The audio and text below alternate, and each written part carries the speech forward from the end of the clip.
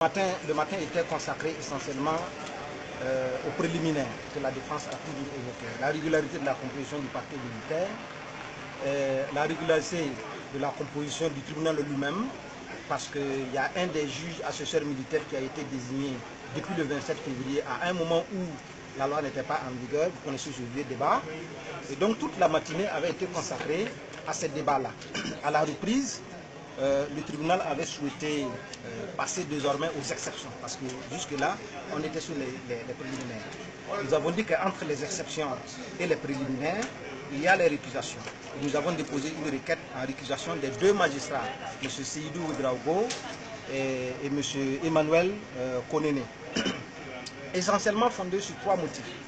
Le premier motif intéresse la seule personne de M. Seydou Ouedraogo, où nous avons découvert des incompatibilités. L'article 26 de la loi sur le tribunal militaire a précisé que lorsque un juge a déjà connu de l'affaire en tant qu'administrateur, il ne peut plus le connaître de la même affaire. Or, nous avons découvert dans le dossier une ordonnance de dessaisissement du juge d'instruction du tribunal militaire, notamment le cabinet numéro 4.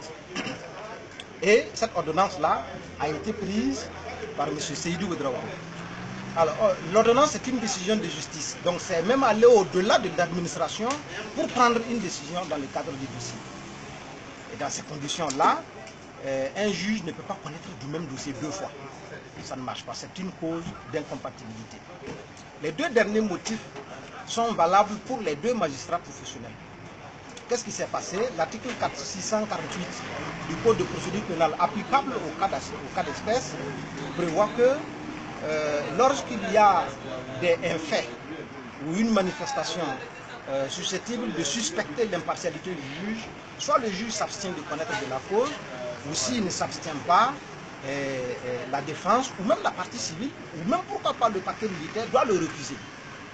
Alors ici, vous avez affaire à des juges qui ont été nommés par une des parties au procès.